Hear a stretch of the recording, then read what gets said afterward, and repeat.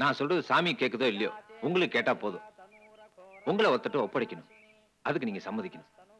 சம்மதிக்கிறேன். எனக்கு வர போறவன் என்ன நல்லா புரிஞ்சுக்கிட்டவனா, நான் பட்ட கஷ்டத்தை போக்குறவனா, எனக்கு கடைசி வரைக்கும் நல்ல பாதுகாவலனா, என் ஆஸ்திக்கு ஆசைப்படாதவனா. சுருக்கமா சொன்னா என்ன மட்டும் விரும்புறவன் தான் எனக்கு வாழ்க்கை துணையா வர முடியும். அது அது உங்களை தவிர வேற யாரா இருக்க முடியும்? நான் உங்களுக்கு வழித்துணையா வரதே நிரந்தரம் இல்ல.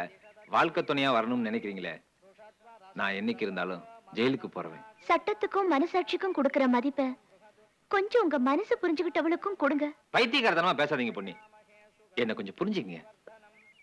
இது வரைக்கும் உங்களை புரிஞ்சுக்காம தான் இருந்தேன். இப்ப நல்லா புரிஞ்சுக்கிட்டேன். நீங்க தலையில இருக்கிற இந்த சுமைய இப்ப இறக்கி வைக்க எங்காவது சுமை தாங்கிய தேடிட்டு இருக்கீங்க.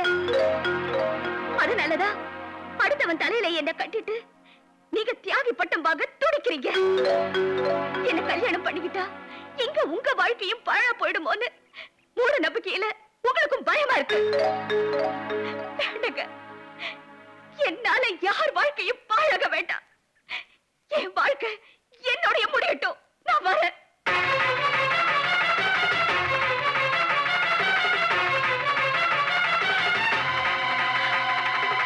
பண்ணி சொன்னா கேளு. என்ன விட்டுருங்க. என்ன தடுக்காதீங்க. உனக்கு ஒரு நல்ல துணை அமைச்சு கொடுக்கணும்னு நான் ஆசைப்படுறேன். நான் தான் உனக்கு துணையா இருக்கணும்னு நீ ஆசைப்படுற. உன்னை பொறுத்த வரைக்கும் இந்த வாழ்க்கையே போதும் நீ நினைச்சினா அதை இங்கேயே இப்பவே நிறைவேற்றி வைக்கிறேன்.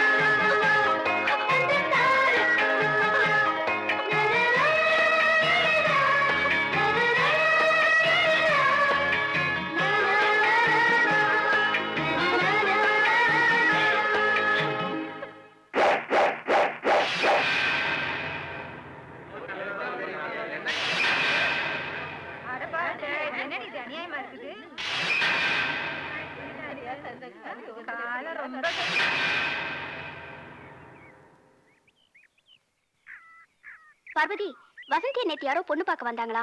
மாப்பிள்ளை பிடிக்கலன்னு சொல்லிட்டாளா? அவ யாரையோ காதலிக்கிறா போல இருக்கு. இதோ பாருடி, தயவு செஞ்சு நீயும் காதலிச்சிடாத. காதல்ல ஜெயிக்கிறதுங்கிறது ரொம்ப கஷ்டம்டி. காதல்ல தோல்வி அடைஞ்சவங்களுக்கு தாண்டி அது கஷ்டம்.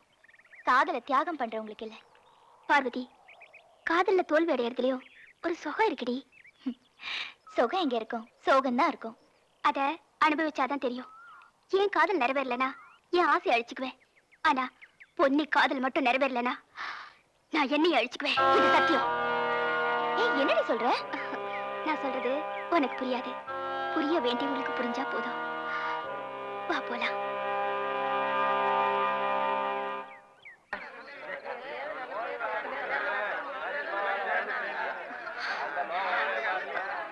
கோயில்ல எல்லாரும் பாத்துருக்காங்க. நீ பாத்தியா?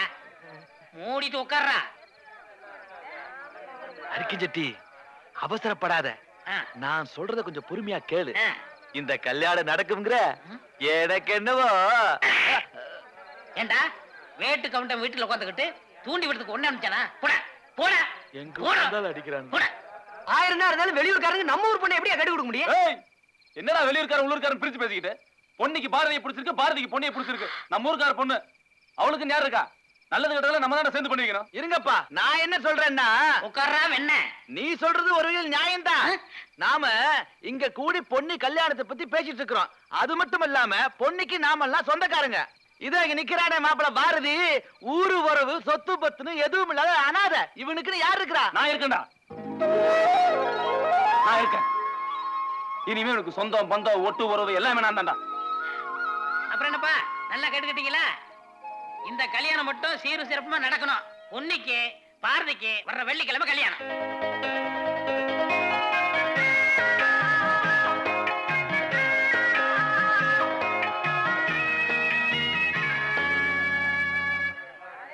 அத்தா, தள்ளு தள்ளு தள்ளு தள்ளு. என்னையா சாமி படம் அப்படி இப்படி நிக்கிறீங்க? வீரபுருஷன் மாலை போடணுங்க. வீரபுருஷன் யாரு? வீரபுருஷன் யாருன்னா இந்த பூவை அந்த கம்பால எடுத்து சாமிக்கு போடணும். அப்படி போட்டாச்சுன்னா நம்ம பூசாரி பெரிய இரும்பு குக்கியால முதுக குத்துவார். குத்துனதுக்கு அப்புறம் பெரிய தேர் இருக்கும். அந்த தேரை முதுகுல குத்தி 4 பூரா இழுத்துட்டு போகணும். ராத்திரி எல்லாம் அந்த கூத்துதான். என்னது? தேரை இழுத்துட்டு போடுமா? முதுகுல குத்தி இழுத்துட்டு போடுங்க. அதுக்குதான் ஆள் கிடைக்கல. ஊர் போய் சேர ராத்திரியா முதலாளி, கிடைச்சாச்சு. உங்களுக்கு வீரபுருஷன் தானே வேணும்? ஆமா. இருங்க வர்றேன். எவன் மாற்றானோ? முதலாளி, உங்களுக்காக ஊர் ஜனங்களா காத்துக்கிட்டு இருக்காங்க. பொழுதுக்கு போது என்ன பூஜை ஆரம்பிக்கலையா? நீங்க வந்தா தானே சீக்கிரம் ஆரம்பிக்க முடியும். ஏன் நான் இருக்கு? நீங்க வந்து ஒரு கம்பு இருக்கும், ஒரு பூவை எடுத்து சாமியை தொடுறீங்க. அட இத்தனை பேர் நீங்க யாரோ ஒரு இடத்துல வைக்க வேண்டியது. 8 ஊருக்கும் பெரிய மனுஷன் நீங்க. உங்களை விட்டா யாரு இருக்கா? நான் பெரிய மனுஷன் ஒத்துக்கிட்டாங்க. வாங்க. சொல்லுங்க வீரபுருஷன். ஏப்பா, இந்த பூ வைக்கிறதுக்கு அசல் ஒரு ஆள் வரணுமா? நம்ம கொடுங்கயா. இந்த ஒண்ணு பிரச்சனை ஆயிராதுல. எந்த இருக்கு? இங்கயா? பிரச்சனை ஒண்ணு அவளே படத்துக்கு நான் இருக்கேன்ல. சாமி, வேஸ்ட். போங்க. தொடுங்க.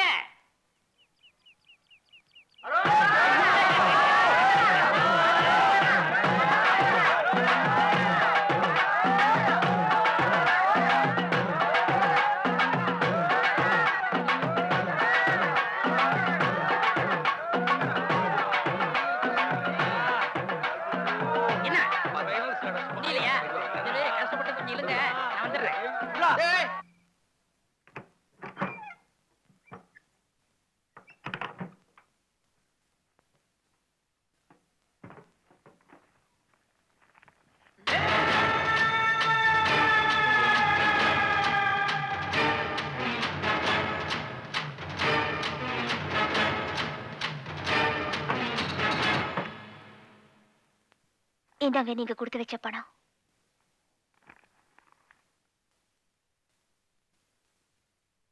இந்த பணத்தை கொஞ்சம் கொஞ்சமா சேர்த்து உங்ககிட்ட கொடுத்து வச்சதே உனக்கு ஒரு நல்ல காரியம் நடக்கும்போது உதவணும் தான். அதுக்கு நேரம் வந்துருச்சு.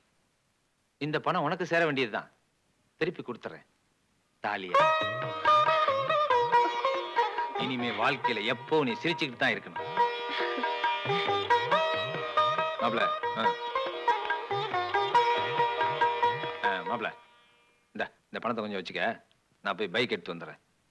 பணம் பத்திரம் மாப்ள, உழைச்சு சம்பாரிச்சது.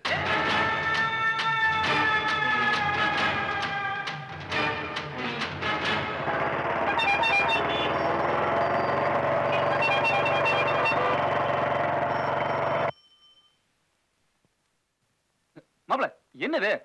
ஜவுளி கடைக்கு துணி இருக்கு போலன்னு சொல்லிட்டு தறி கடைக்கு கூட்டு வந்து. அதுவா? கடைக்கு போனா கண்டவன் கண்ணு போடும், புடவையில கைப்பட்டிருக்கும். நெய்யற இடத்துக்கே நேரடியா வந்தா நமக்கு வேண்டியதை வாங்கிட்டு போலாம்ல. அப்படி போடு மாப்ள. உள்ள வந்து பாரு, ரக வாரியா வச்சிருப்பாங்க. வாங்கண்ணே, வாங்க வாங்க. வணக்கம். வணக்கம் வணக்கம். சொல்லுங்க. கல்யாணத்துக்கு ஜவுளி எடுக்கணுங்க. எடுத்துக்கலாம். இந்த பட்டு வேஷ்டி என்னென்ன விலையில இருக்கு? 2000 இருந்து 20,000 வரைக்கும் இருக்குங்க. ஒரு 5000 ரூபாயில ஒரு வேஷ்டி கொடுங்க. 5000மா தர்றேன். ஒண்ணல் கூத்துக்கு 5000.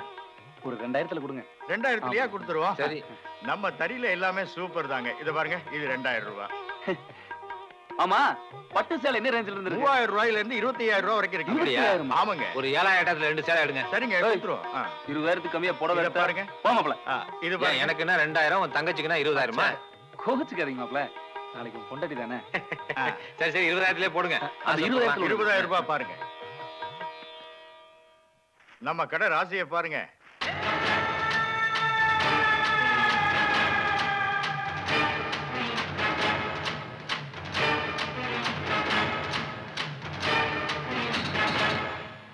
இந்தாங்க. இந்தாங்க, புடிங்க. ரொம்ப சந்தோஷம். ரொம்ப சந்தோஷங்க. மாப்ள, போலாமா? குடு மாப்ள, நான் எடுத்துக்கிறேன். ஊரங்க தின்னுமாடா முடிக்காம இருக்கீங்க. பண்ணிடா. வாங்க வாங்க ராஜேஸ்வரி, எங்க பாலு? இருந்த மாட்டேங்கிறாடா. உள்ள இருப்போம்மா.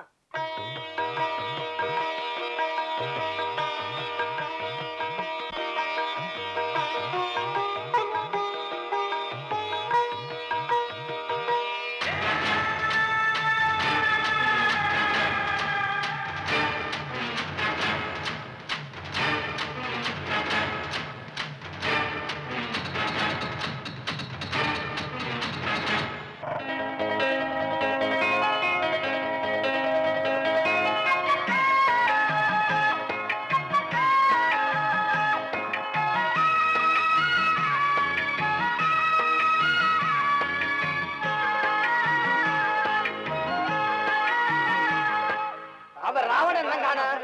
கலையரசு எங்க இருக்கு? வேணா சாப்பிடுங்க மாப்பிள்ள ஏதாவது குடிச்சிட்டு போவான். 2 ரோஸ் மில்க் போடுங்க. தரேங்க. மாப்பிள்ள வேணாம் மாப்பிள்ள. ஏன் வேற ஏதாவது குடிக்கிறீங்கயா? போலாம் மாப்பிள்ள வீட்டுக்கு. ஏப்பா காலைல இருந்து வெறும் வேறா சுத்திட்டு இருக்கேன். ஏதாவது சாப்பிட்டாதான் நல்லா இருக்கும். குடி மாப்பிள்ள. சாப்பிடுங்க. சும்மாடி. இந்தாப்பா. யோ காசுங்க காசு. அந்த கருமத்தை நான் பார்த்தல போய். மாப்பிள்ள பாத்து பாத்து. குடி மாப்பிள்ள. பணம் நினைது.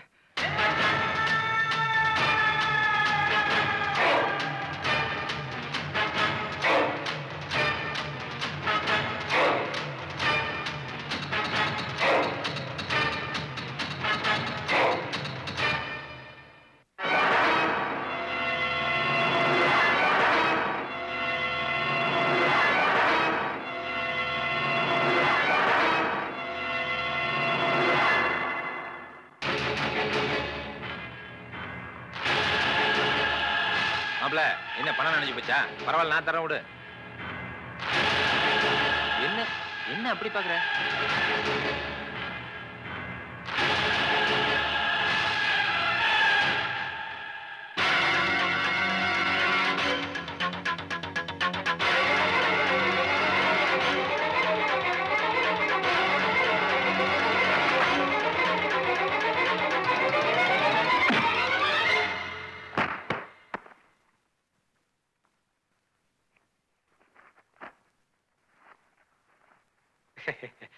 என்ன மாப்பிள்ள இப்படி திடீர்னு அடிச்சு விட்ட?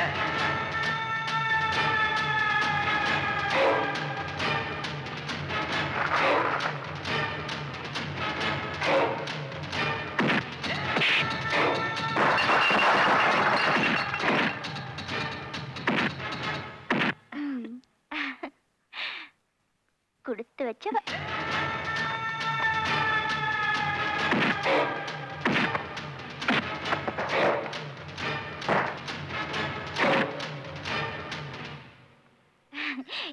இந்த முத்து மாலை உனக்கு அழகா இருக்குடி. உண்மை என்னன்னு தெரியாம அவசரப்படுற. வீணா பிரச்சனை வேணாம். உன்னால எங்க ஊர் அழிஞ்சது அதான்டா உண்மை. ஏய் பொன்னி, ரொம்ப வெக்கப்படாத என்ன?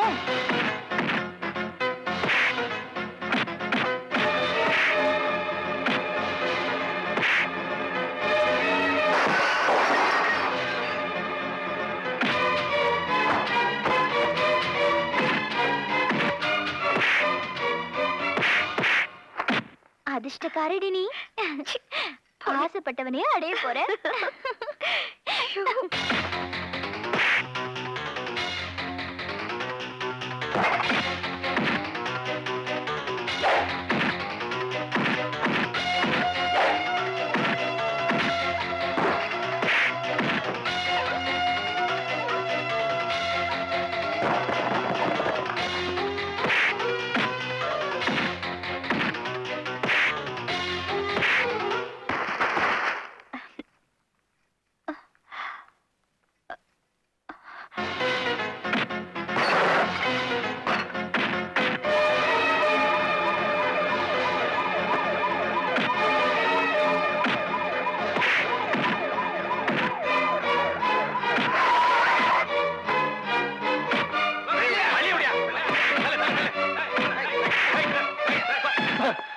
அவனை விடாதீங்க சார்.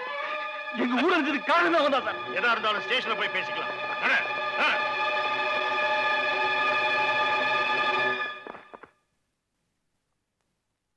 பொன்னி, உனக்கு கல்யாணம் நடக்காதா? அப்படி நடந்துச்சுன்னா ஊருக்கு பெரிய ஆபத்து வரும்னு அந்த பூசாரி வதந்தியை கலப்பிக்கிட்டு இருக்கான். இவங்களை வேற இன்னும் காணோம். ஊரே ஒரே பரபரப்பா இருக்கு.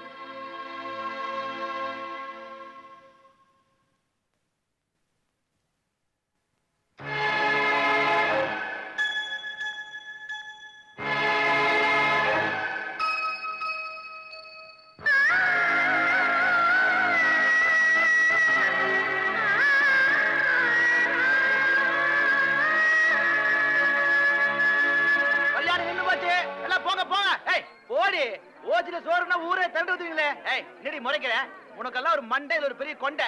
போடு ஏடிக்கு பாக்குற பாரு, நடைய பாரு. டேய் கல்யாணம் வச்சு அப்புறம் கட்டிட்டு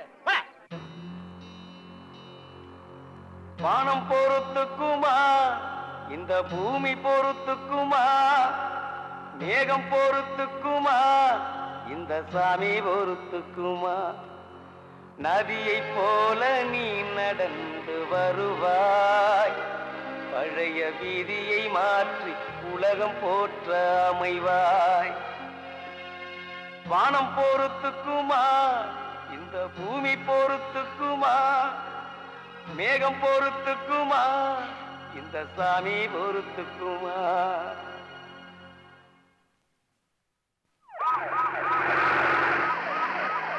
ஹலோ, நான் டிஸ்ட்ரிக்ட் கலெக்டர் பேசுறேன். நம்ம தேடி இருந்த டேங்கர் லாரி டிரைவரை கைது பண்ணியாச்சு சார். விபத்துல பாதிக்கப்பட்ட பொண்ணுக்கும் இவனுக்கும் கல்யாணம்னு சொல்லிட்டு இருக்கான் சார். அப்படியா?